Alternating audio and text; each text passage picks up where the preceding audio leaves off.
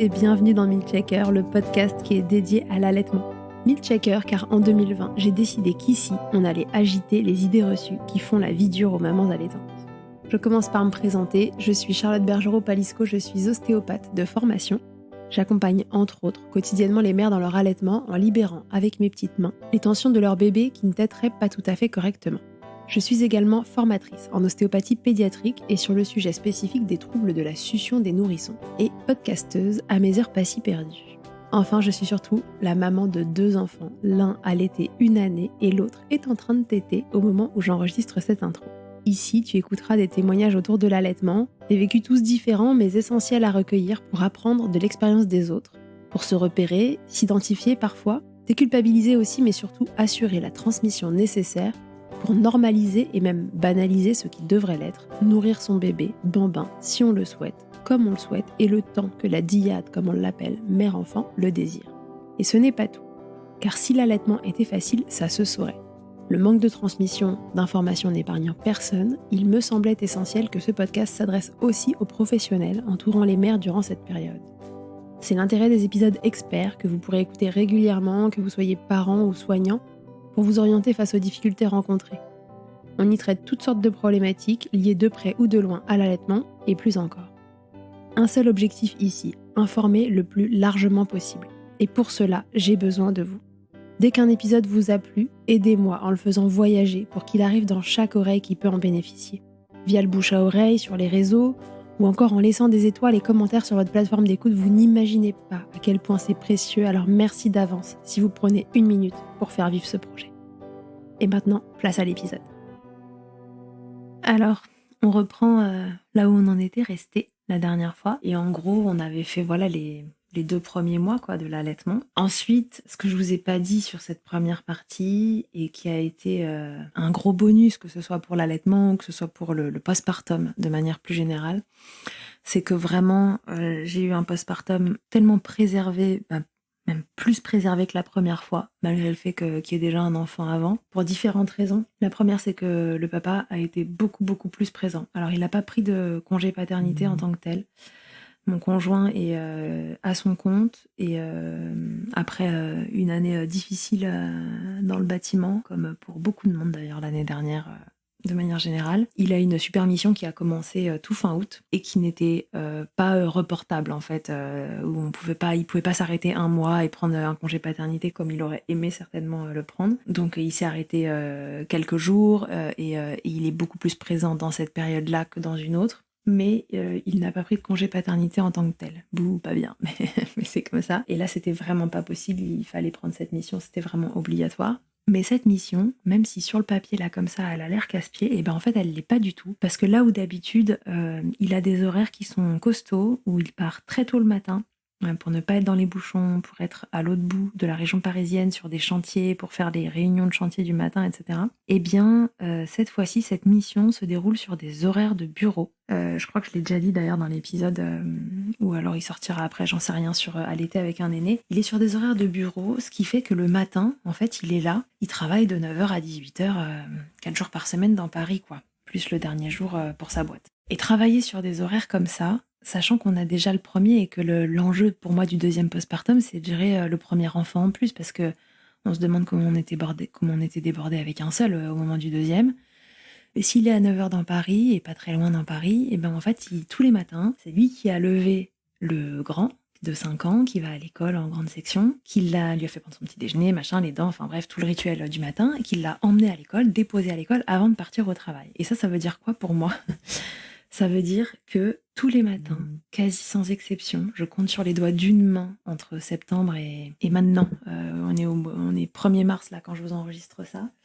Je vous compte sur les doigts d'une main le nombre de fois où j'ai emmené le grand à l'école le matin et que j'ai eu les 2 à gérer. Et ça, c'est un gros game changer parce que sans ça, évidemment que ça aurait été moins drôle parce que le matin, c'est quoi avec les bébés ? C'est l'heure en fait où ils se rendorment.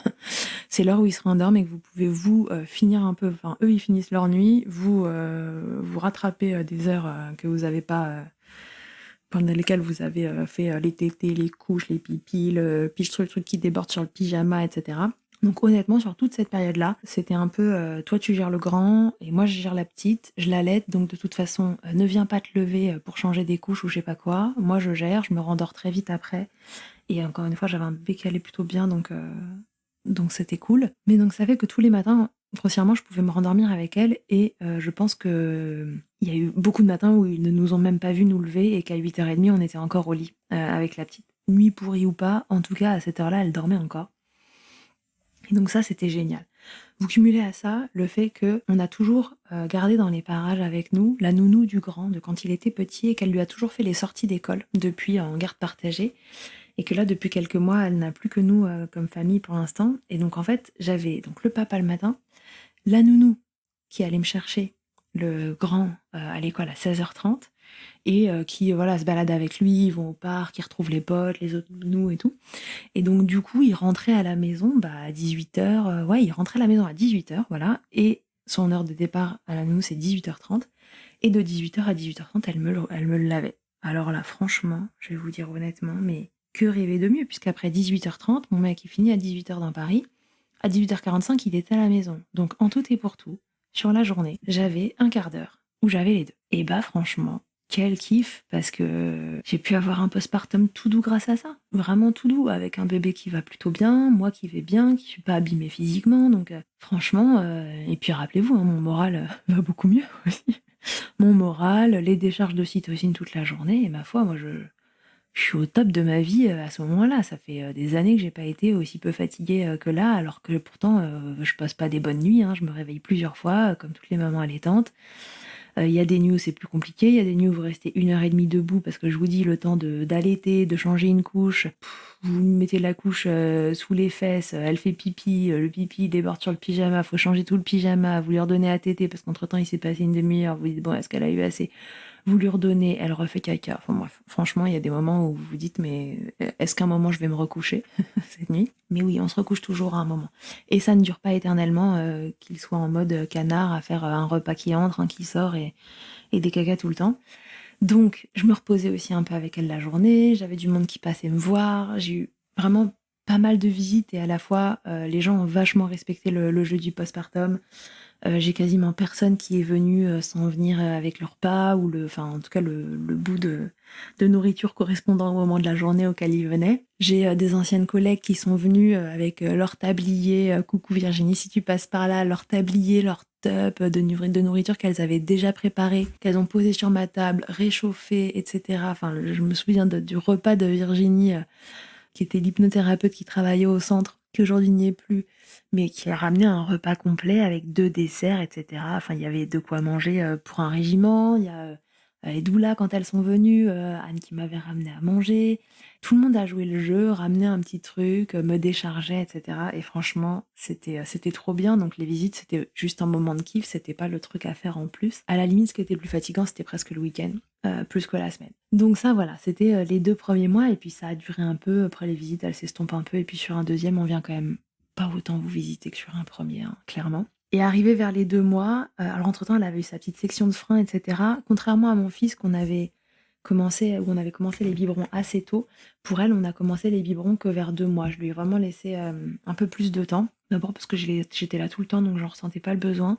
Et puis elle a une intuition qui est quand même un peu moins bonne que celle de mon fils, de manière générale.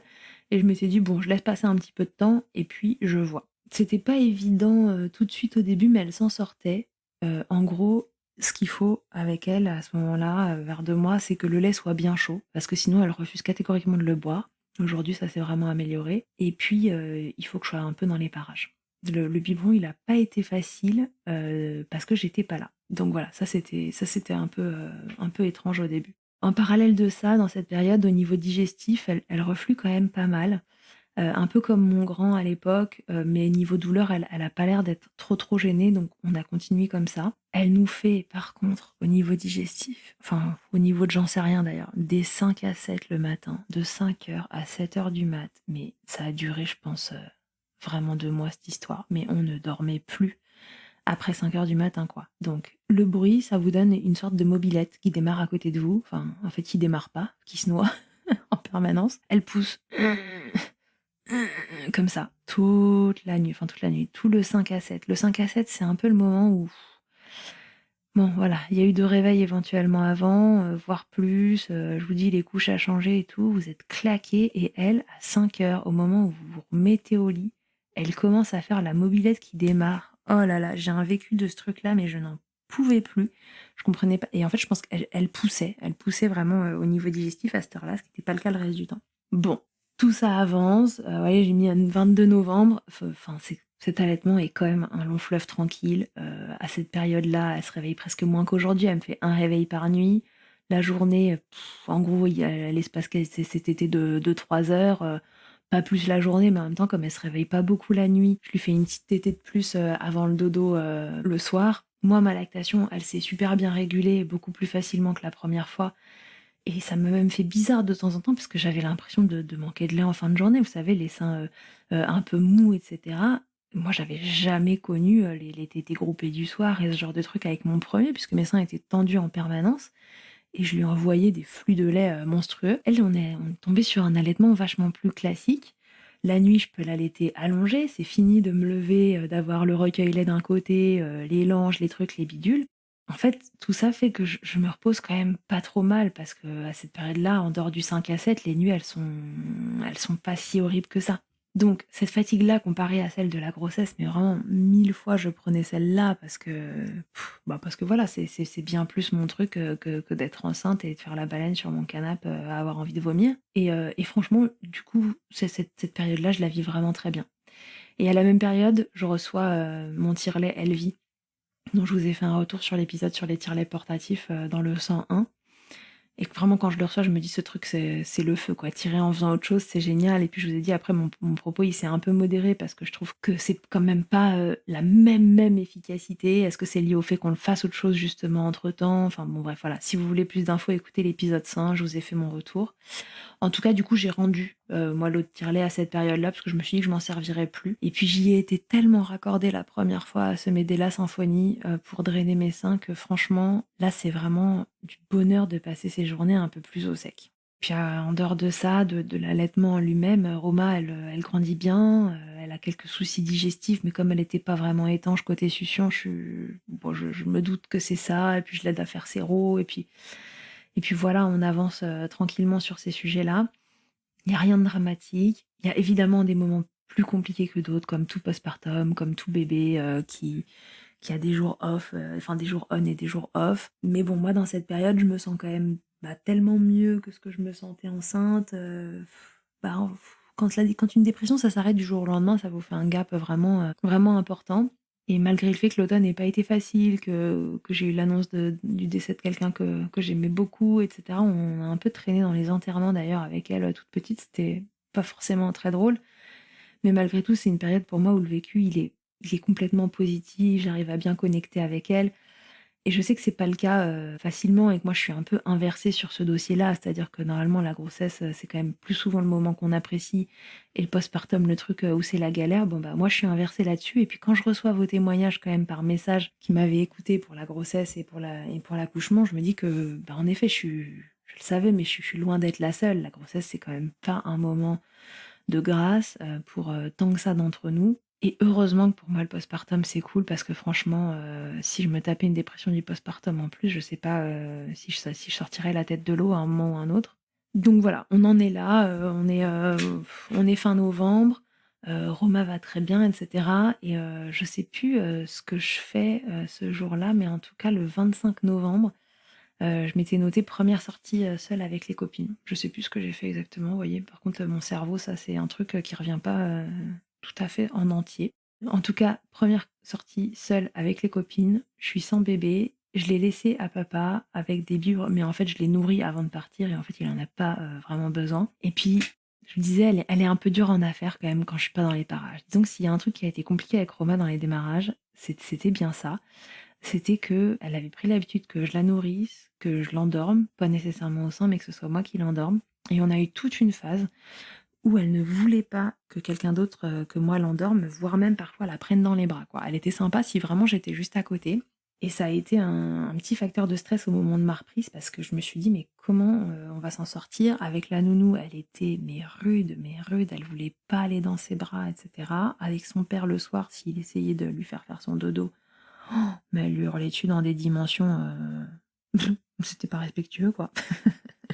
Elle se mettait dans des colères, monstrueuses, jusqu'à ce que je la récupère et que ça s'arrête en 1 minute. Bon voilà, ça a pas duré, très, très longtemps, mais assez pour que ce soit un peu embêtant parfois. Voilà, beaucoup plus dur en affaires que mon premier qui lui, n'avait pas trop de problèmes, était très, très, sociable, très tôt, à faire des smiles à tout le monde et à accepter de rester dans les bras. Moi, j'étais pas du genre à le laisser pendant des plombes, dans les bras des autres. Mais voilà, ma deuxième est plus dure en affaires que que mon premier sur ce dossier-là. Mais c'est assez vite passé et puis malgré tout, je pars quand même, sereine à un dîner comme ça parce que je me dis que quoi, au pire, il va la mettre en porte-bébé, elle va bien finir par s'apaiser et puis, en fait, je crois que ce soir-là, bah, elle a fait dodo, sur son torse, et puis ils sont allés se coucher et par contre, elle m'a fait une nuit à se réveiller, tout le temps dès le moment où je suis rentrée, quoi. Cette coquinette. La sortie que vous payez, en fait, voilà. Vous payez votre sortie parce que vous êtes sortis et en plus, vous dormez pas de la nuit, donc le lendemain, c'était un peu rude. Mais voilà, fin novembre aussi, on fait les premiers biberons avec, d'autres gens, enfin voilà, ça se passe pas toujours bien. Je sais qu'avec ma maman, c'était bon, alors c'était pas assez chaud, elle leur crache, mais il faut que je sois pas loin sinon elle lui hurle dessus. Voilà, c'est ces histoires de donner le biberon, bon, ça me regarde, c'est vraiment n'y voyez pas mon avis de professionnel, voyez juste mon avis de maman.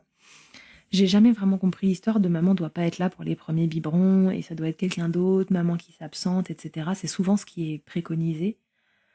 Pour moi, changer l'outil avec lequel le bébé se nourrit et en même temps la personne, bah, je trouve ça plus que perturbant, plus perturbant en tout cas que de changer l'outil tout seul. Ça m'a fait ça avec les 2 enfants. Je me suis toujours dit que j'allais faire, un truc, par jour quoi, d'abord changer l'outil avec moi, que l'enfant s'habitue à l'outil et après, changer de personne. Je sais pas, moi ça m'a toujours paru logique comme ça, donc j'ai jamais respecté ce truc et avec elle, vraiment c'était un truc qui marchait pas quoi.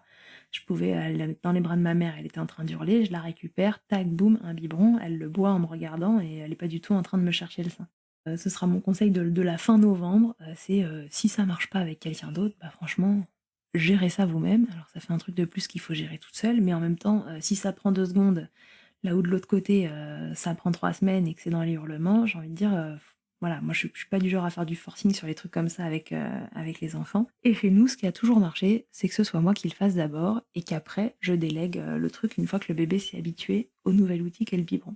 On a décidé de donner des biberons parce que moi ça me paraît le plus simple, que Roma n'a pas une succion parfaite, mais que j'avais envie de lui faire confiance sur le fait qu'elle passerait très bien de l'un à l'autre et parce que moi je ne me vois pas continuer l'allaitement en fait avec, des contraintes trop importantes. Reprendre le travail, tirer mon lait, ça c'est oui. Par contre, que, de donner à la nounou, un dalle, une tasse, un truc, un bidule, j'avoue que, je me serais pas vue, lui proposer ça. Je trouve que c'est quand même bien plus contraignant et que, j'avais un bébé qui me semblait pouvoir faire autrement.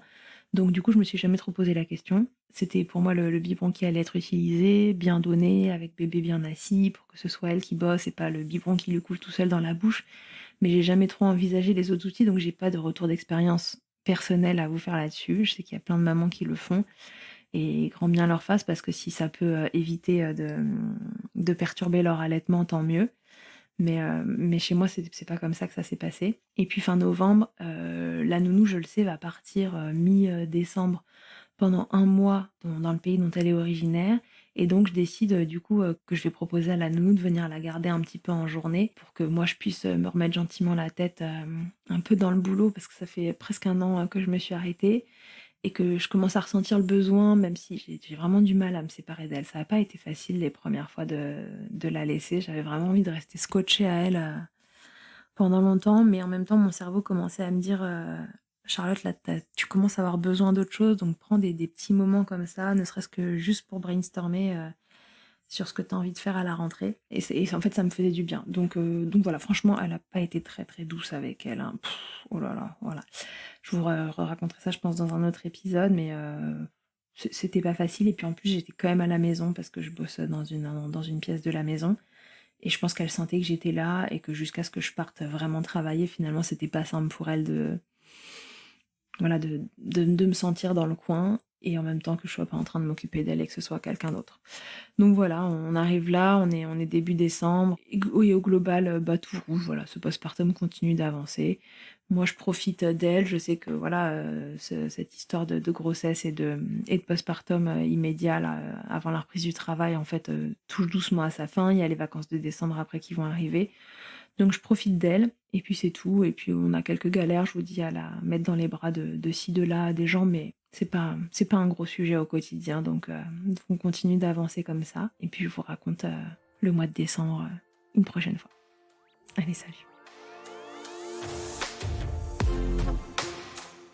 Un grand merci d'avoir écouté cet épisode jusqu'au bout. Je te le redis encore une fois, mais c'est si important.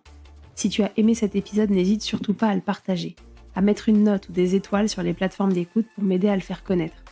Déjà, ça me booste et ça me motive à continuer de créer ces contenus. Et surtout, ça permet à de nouvelles personnes d'être informées correctement sur l'allaitement. Pour échanger ou me faire un retour sur ce que tu as entendu, rendez-vous sur Instagram @milkshakerpodcast et je te répondrai avec plaisir. Pour rechercher un épisode, cette fois, une thématique, c'est sur le site internet milkshaker.fr que ça se passe. Tu y trouveras tous les épisodes et un moteur de recherche pour t'orienter en fonction du sujet recherché. Pour me consulter, comme ostéopathe, ça se passe à Suresnes, dans le 92. La prise de rendez-vous, elle se fait sur Doctolib en tapant Charlotte Bergerot-Palisco. On se quitte, comme au premier jour, avec Emma et son titre Blinded, en collaboration avec Nemen. Je vous donne rendez-vous au prochain épisode, et d'ici là, n'oubliez pas, milkshaker autant que vous le voudrez, et bousculons ensemble les idées reçues sur l'allaitement maternel.